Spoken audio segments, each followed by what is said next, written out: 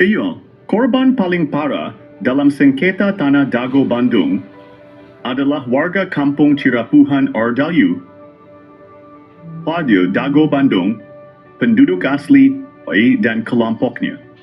Mereka tidak tergugat dan tidak jadi penggugat. Namun, mereka tetap terkena dampaknya. Mueller menggugat jika menang, Mueller dan jaringan yang diuntungkan. Warga Dago Elos tergugat jika menang, oknum warga Dago Elos dan jaringannya yang diuntungkan bahkan dapat tanah lebih luas. Sengketa ini terjadi di wilayah Dago Elos RW 2, yaitu di selatan. Usia. Wilayahnya kecil banyak orang itu karena pasar dan banyak oknumnya.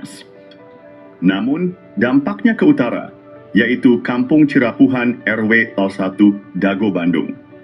Baik Mueller maupun oknum Dago Elos, keduanya membawa dampak buruk sejak 40 tahun lalu sudah direncanakan dan beraksi melakukan penyerobotan lahan penduduk asli dan menghalangi hak penduduk asli dan kelompoknya. Karena ini jaringan mafia tanah, satu jaringan mafia tanah, silahkan periksa berkas putusan pengadilan. Bos mafia tanah Raminten dan Mueller bersaudara. Jaringan mafia tanah Asep Makmun dan kaki tangannya. Jaringan oligarki Iwan Surjadi. Dedi M. Saad. Sas. Oknum aparatur. Oknum tokoh agama. Tokoh masyarakat. Semua ini hanya one jaringan. Ingat cuma satu jaringan kolusi mafia tanah saling gugat memanfaatkan proksi-proksi, playing victim, dan kebal hukum.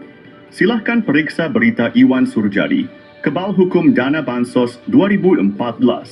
Silahkan periksa aksi-aksi oknum. Ini hanyalah kolusi mafia tanah saling gugat.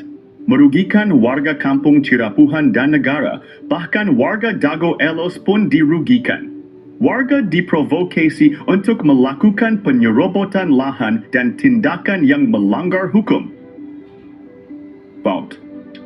Silahkan periksa berkas warga dan periksa juga kesaksian di lapangan. Periksa riwayat penduduk asli.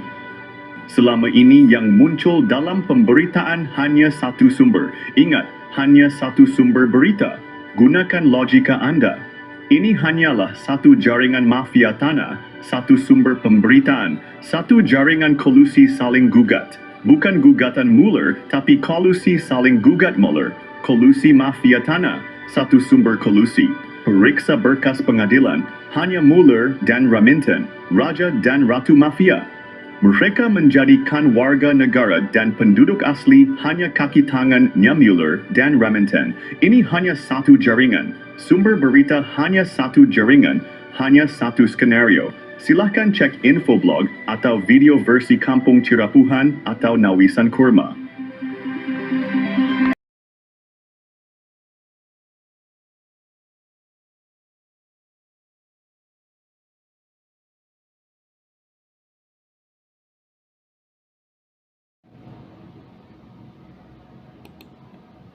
Masalah besar dalam pertanahan di Dago sudah ada sejak lama sekitar 40 tahun lalu. Tanda-tandanya sudah terlihat sejak tahun 1980-an. Permasalahan dimulai dengan disalahgunakannya surat dari BPN ke Gubernur Jawa Barat, Memorial Lurah Dago oleh jaringan mafia tanah. Jaringan mafia tanah ini melibatkan oknum tokoh masyarakat, oknum tokoh agama, oknum aparatur, dan oligarki semacam Iwan Surjadi PT Batu Nunggal dan juga Jo Budi Hartanto PT Dago Intigraha. Awalnya Asep Makmun adalah anak pekerja atau anemer bernama Ahya dan Didi Koswara adalah menantu Ahya. Kemudian bersama dengan kaki tangannya jaringan ini mulai mengintimidasi penduduk asli, merusak riwayat sejarah penduduk asli dan juga riwayat tanah. Lalu, tanah adat dan garapan mulai diserobot. Dimulai dengan penyerobotan lahan, keluarga besar Nawisan bernama Tommy dan jalan warga sehingga muncul SHM Andidi Koswara seluas 8 meter. lalu penyerobotan tanah Pak Bagio yang dipinjam Pak Slamet atau Pak Karto untuk masjid dan penyerobotan tanah adat dan garapan sekitarnya termasuk garapan Muhammad B. Yaman Cirapuhano 17. Sehingga muncul SEM atas nama Didi Koswara seluas 270 meter dan Ismail Tanjung. Ketika itu, Ketua RDW Soldua Dago Elos seluas 88 meter dan juga seolah memberi wakaf pada Masjid Al-Hikmah RT Udu Erayo 1, Kampung Cirapuhan seluas sekitar 100 meter. Setelah dibuatkan ajeb oleh Meli Nathaniel, namun sertifikat hak milik muncul atas penjualnya yaitu atas nama Didi Koswara dan Ismail Tanjung, padahal pembelinya Iwan Surjadi. Tanah di sekitar Terminal Dago dan sekitar kantor pos juga fasilitas umum dialihkan secara sembunyi-sembunyi lalu dibuatkan PBB atas nama Didi Koswara seluas 15.000 meter. Hal ini melanggar kesepakatan warga Dago Elos tahun 1997 dan juga kesepakatan warga Dago Elos dan warga Cirapuhan tahun 1999. Luas garapan Asep Makmun 280 meter, jadi 100 meter. Dan Didi Koswara dari 14 RB dibagi 8 orang menjadi Lifty Snaufu. Padahal Asep Makmun dan Didi Koswara juga telah mengoper, alihkan dan mewariskan garapannya. Dan selanjutnya setelah sidang berlangsung data PBB itu terhapus dan menurut petugas PBB berubah jadi atas nama Dedi M. Saad. Dan sebelum itu, Bu Raminten sepihak dengan tergugat telah bersiap lebih dulu. Silakan periksa berkas-berkas dan juga berkas putusan pengadilan untuk memahami lebih lanjut. Apakah ini kolusi gugatan Mueller atau gugatan Mueller yang masuk akal? Ini adalah kolusi gugatan Mueller, bukan gugatan Mueller, tapi kolusi Mueller dengan tergugat. Kasus tanah yang melibatkan bos mafia telah menggemparkan. Tanah Pak Bagio 400 hingga 700 meter dipinjam fasilitas umum masjid, namun kemudian dibeli luas jadi 700 meter. Ada apa bos Batu Nunggal beli tanah bekas TPA?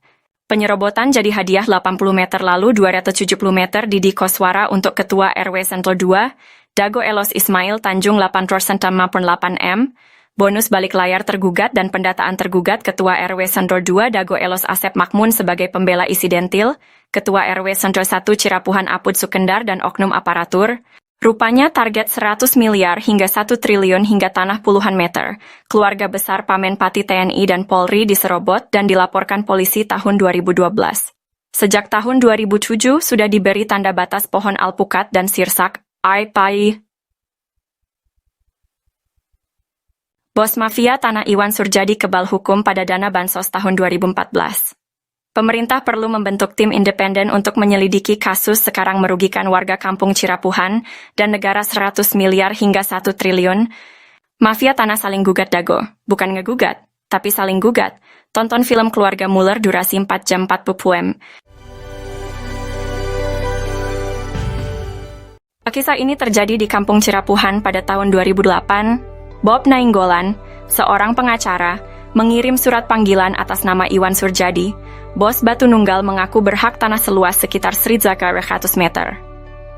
Setahun sebelumnya, warga menanam pohon alpukat, nangka, dan lainnya sebagai tanda batas tanah Pak Bagio seluas sekitar 700 meter.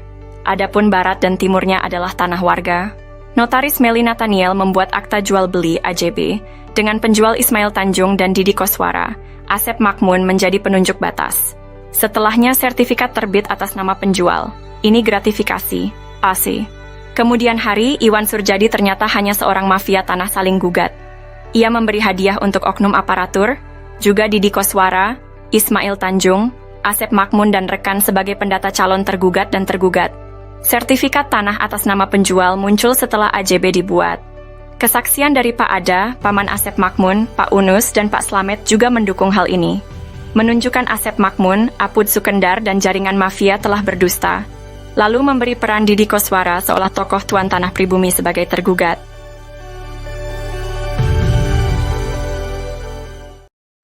Oh janten bapak teh ngagales di iya Di Ramana nih, di Ramana ini nih Ramana Asep Mamun. mohon terus Lanceuk gitu di tadinya baheula. terus di gitu diuwihkeun deui ka iya Teu ke urang diri. we garapan mah di dinya aya. mohon Teu dieuwihkeun. maksudna teh Tilas galian, dititipkeun gitu nya dicuel we dititipkeun nya ku diarurus ku Didi gitu. Jeung mohon kemarin teh si dia ku iya dijual. dijual ku Surjadi mohon eta oge masalah kasusna oge luasna oge nyerobot nu sanesna deui Itu atas nama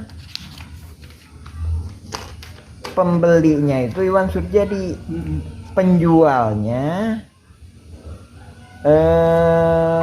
Ismail Tanjung. Sertifikatnya harusnya atas nama siapa? Ismail kalau penjual. Pembeli kan? Kalau jadi Nah. kalau ada pindah tangan ke pembeli berarti jadi Iwan. Iwan Surjadi ya harusnya ya. Iya. Tapi ini kenyataannya setelah dibuatin AJB itu udah dikasih hadiah berarti. Ini kan atas nama ini kan penjualnya, pembelinya Iwan Surjadi. Pada tahun 1992, 2008, dan 2012, terjadi beberapa kasus penyerobotan lahan. Kasus ini melibatkan banyak pihak dan sertifikat tanah yang dipertanyakan keabsahannya. Bukti penyerobotan lahan melibatkan nama-nama seperti Iwan Surjadi, Didi Koswara, dan Ismail Tanjung. Juga Asep Makmun, Apus de Sukendar. Bukti peta sertifikat atas nama Rosid dan Triono berasal dari Rahman Hadisaputra, keluarga Ewong binti Nawisan. Ada juga sertifikat atas nama Diman Adikarta bin Neh Emeh dan Eti serta Acik dari keluarga Neh Eyong. Kesaksian dari Pak Ada alias Suhanda, pamannya Asep Makmun, dan Didi Koswara menyatakan bahwa tanah tersebut bukan tanah adat, tapi tilas galian pasir artinya Aigendom. Pak Slamet juga menyatakan bahwa Ahya, Didi Koswara, dan Asep Makmun adalah pendatang dan tidak punya tanah adat. EJB dibuat oleh notaris Meli Nathaniel, namun sertifikatnya atas nama penjual, bukan pembeli. Diduga kuat, Iwan Surjadi adalah oligarki mafia, tanah saling gugat tahun 2016. Maka, sertifikat atas nama Didi Koswara dan Ismail Tanjung, atau Iwan Surjadi seluas 8,6,8 meter dan 270 meter tidak sah. Wakaf masjid seluas sekitar 100 meter perlu ditinjau. Dan dukungan Ustadz Diki Sulaiman Sarjana Pendidikan perlu diperiksa. Oknum tokoh masyarakat, oknum aparatur diduga kuat mendukung gratifikasi. Yat.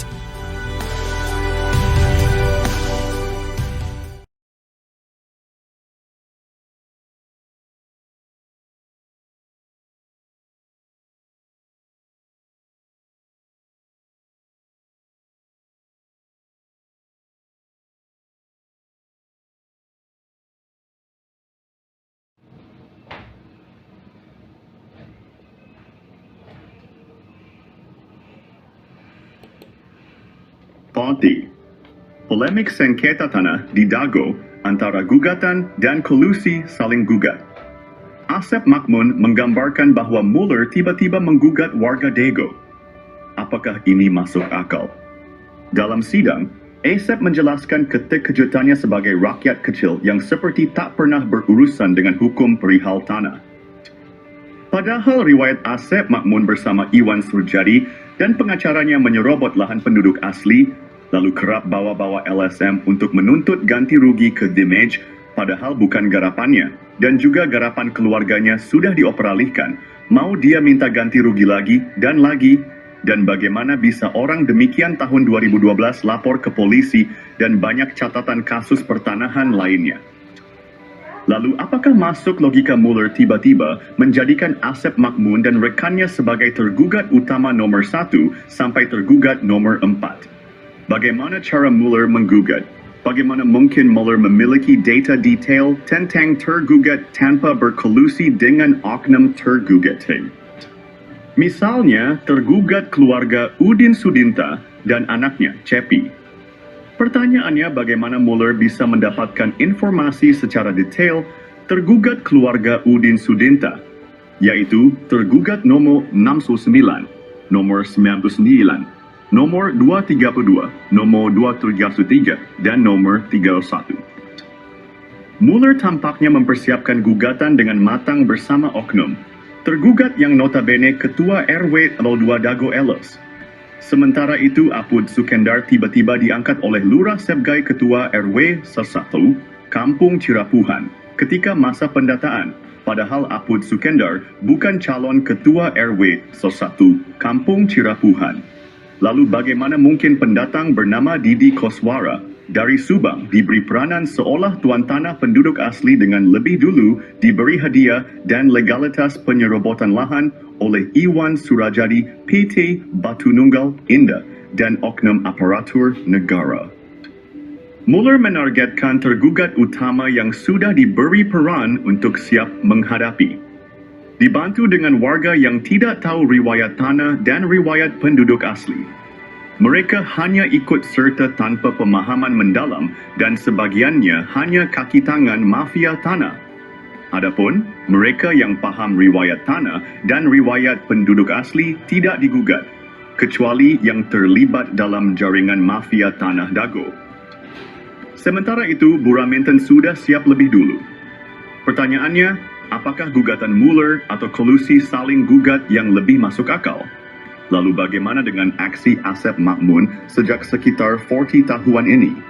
Tolong gunakan logika Anda baik-baik. Ini gugatan Mueller atau kolusi Mueller dengan jaringan para tergugat ini.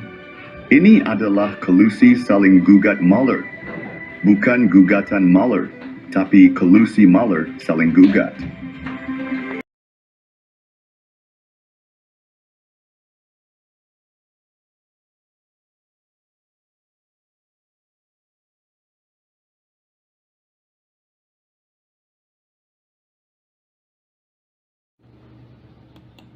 Pihak Mueller dan Raminten Dago Ellos bersengketa, tapi kenapa warga kampung Cirapuhan jadi taruhan? Oknum-oknum telah disuap, sementara itu media pun telah dibelinya. Baik penggugat menang atau kalah, warga...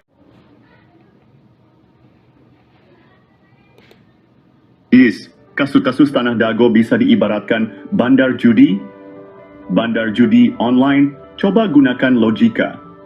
Pada tahun 1997, luas tanah garapan warga Dago Ellos hanya sekitar 940 meter persegi. Silakan periksa peta BPN tahun 2000 bahwa objek warga Dago Ellos ada di belakang terminal, bukan di samping. Namun, tuntutan tanah oleh Mueller mencapai 60.000 meter persegi. Situasi ini mirip dengan judi online. Kalau Mueller menang, dapat tanah 63.000 meter. Sementara kalau oknum warga Dago Ellos menang, dapat puluhan ribu meter. Padahal tahun 1997 hanya 540 meter. Jadi siapapun yang menang, pihak yang mengatur tetap mendapatkan keuntungan besar melebihi modal yang dipertaruhkan. Jika Mueller menang, dia mendapatkan 63.000 meter persegi. Silakan periksa berkas putusan Pengadilan Negeri Bandung. Jika oknum tergugat menang, mereka mendapatkan puluhan ribu meter persegi. Padahal kan tahun 1997, luas tanah hanya 540 meter. Jadi intinya bandarnya yang menang. Dan ini membuktikan ada bandar di sengketa Tanah Dago. Coba gunakan logika Anda. Ini sistem hukum tidak adil dan berpihak pada oligarki. Oknum aparatur, oknum tokoh masyarakat, dan oknum tokoh agama yang terlibat jaringan mafia tanah. Kasus Tanah Dago menggambarkan bagaimana sistem bisa dimanipulasi seperti bandar judi online. Seperti bandar judi, siapapun yang menang, pihak tertentu tetap untung. Jadi selama wacananya gugatan Mueller, siapapun yang menang, maka bandar masih saja untung. Sekali lagi, kami Koordinator Pertanahan Kampung Cirapuhan mengingatkan bahwa kasus Tanah Dago adalah kolusi Mueller dengan oknum tergugat. Jadi bukan gugatan Mueller, tapi kolusi saling gugat. Kalau gugatan Mueller, maka warga Kampung Cirapuhan dan negara dirugikan. Kolusi saling gugat Mueller bukan gugatan Mueller, tapi kolusi saling gugat Mueller. Silahkan periksa dengan seksama berkas putusan pengadilan dan periksa dengan seksama para tergugat. Periksa baik-baik domisili di mana para tergugat. Mereka ada di wilayah selatan, belakang terminal Dago. Sementara wilayah utara terkena juga dampaknya baik itu Mueller menang ataupun tergugat menang.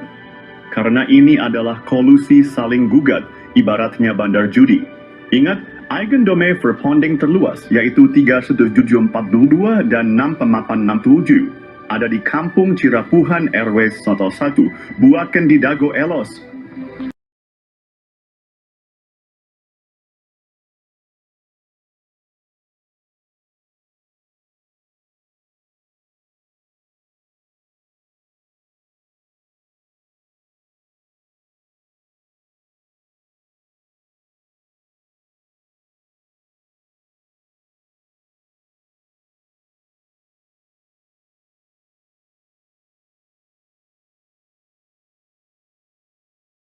A'udzubillahiminasyaitonirrajim. Bismillahirrahmanirrahim. Assalamualaikum warahmatullahi wabarakatuh. Nah, ini di belakang Hotel The Match ini terjadi konflik agraria yang telah menipu dunia, yaitu konflik perdata. Perbedaan data luas tanah pada sengketa lahan Dago menjadi pemicu mafia beraksi. Koordinator Pertanahan Kampung Cirapuhan menjelaskan luas objek tanah memicu kolusi mafia tanah saling gugat. Pertama, Mueller bersaudara dan PT Dago Intigraha menggugat tanah seluas 63.000 meter persegi pada 3 eigendom verpanding. Kedua, Bu Raminten mengklaim 69.000 meter persegi pada 4 buah eigendom verpanding. Dengan kesepakatan oknum, tergugat warga Dago Elos adalah penggarapnya. Perlu diperiksa berkas kesepakatan warga. Pada tahun 1990, warga Dago Elos hanya menguasai 5.940 meter persegi. Dan juga pita warga Dago Elos pada berkas BPN sekitar tahun 1997 atau tahun 2000 utamakan kedua poin tersebut. Juga karena terminal Dago dan kantor pos tidak ikut banding. Ini perlu dipahami pada poin masalah ini, bahwa skenario pemenang, yaitu antara bos mafia Mueller dan bos mafia Raminten, silahkan periksa berkas pengadilan. Notabene mereka dalam satu jaringan Asep Makmun CS Iwan Surjadi sites. Luas objek seperti terminal Dago, kantor pos, dan fasilitas umum mencakup 1,000 hingga 4,000 meter persegi, dan juga warga Kampung Cirapuhan telah menghadapi penyerobotan tanah selama 40 tahun hingga saat ini tahun 2024. Mereka diintimidasi dan dihalangi mengajukan hak pertanahan. Lalu ingat baik-baik eigendom verpanding 37.52 dan 6997 berlokasi di Kampung Cirapuhan RW 1, Dago bukan di Dago Elos RW 2. Perhatikan keterangan dan periksa berkas di pengurus RTRW serta pita BPN tahun-tahun 1997 hingga tahun 2000. Ini adalah pemicu utama penggelapan tanah oleh jaringan mafia. Tanah saling gugat, bukan ngegugat, tapi saling gugat.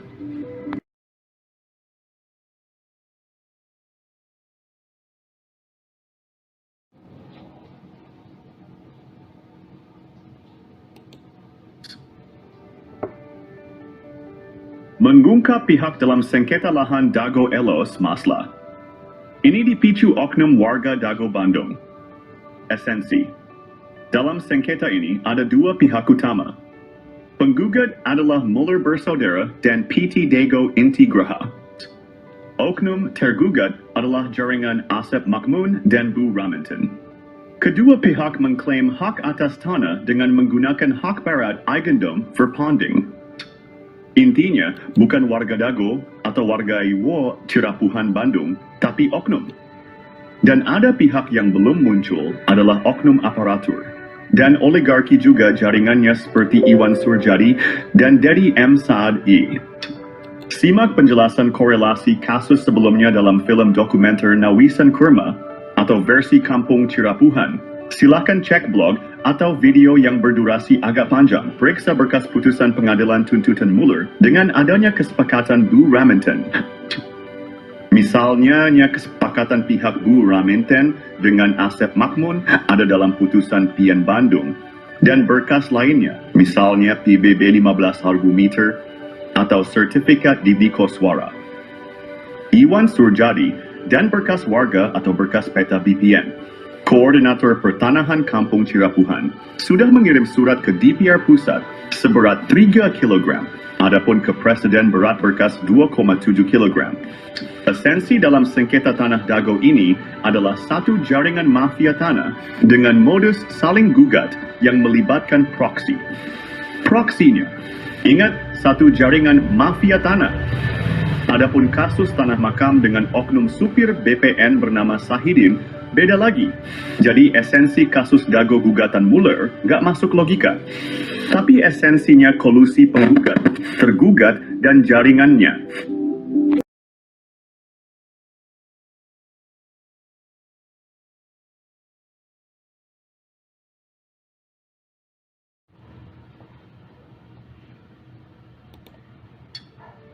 Konflik tanah di Dago Elos hanyalah kolusi saling gugat. Barang buktinya bahwa konflik Dago Elos adalah kolusi mafia. Tanah saling gugat adalah berkas putusan Pengadilan Negeri Bandung nomor 414 PDT G 2016 PN BDG. Ini membuktikan kolusi saling gugat bukan gugatan Mueller, tapi kolusi Mueller dengan pihak tergugat. Oleh Koordinator Pertanahan berkas kolusi mafia tanah, saling gugat telah dikirim ke DPR dan Presiden juga lembaga lainnya. Ini juga slogan anti-hak berat Eigendome Verpanding oleh oknum tergugat tidak benar karena Bu Raminten juga pakai hak barat. Ikut. Bu Raminten memberi kuasa Hei Syamsul Maparepa tanggal 1 Juni 2016. Sebelum adanya gugatan Mueller bersaudara dan PT Dago Intigraha sampai ke tergugat. Adapun pihak ini masuk pengadilan agak telat hanya alibi. Yang jelas Raminten telah siap lebih dulu tanggal 1 Juni 2016. Mueller menggugat 3 Eigendom Verpanding, lucunya hantu, dan makam di Serobot juga wilayahnya oleh Bu Raminten. Jadi Bu Raminten lebih parah mengklaim 4 Eigendom Verpanding. Disepakati oleh pihak tergugat Asep Makmun CS pihak Dago Elos. Semua tergugat dianggap penggarap Bu Raminten. Ada makam tua yang membuktikan Eigendom Verpanding 372 dan 6 tidak sah.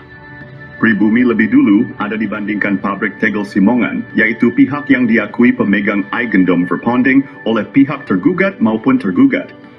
Konflik ini menunjukkan kompleksitas sengketa tanah. Penting untuk menyelesaikan dengan adil. Isi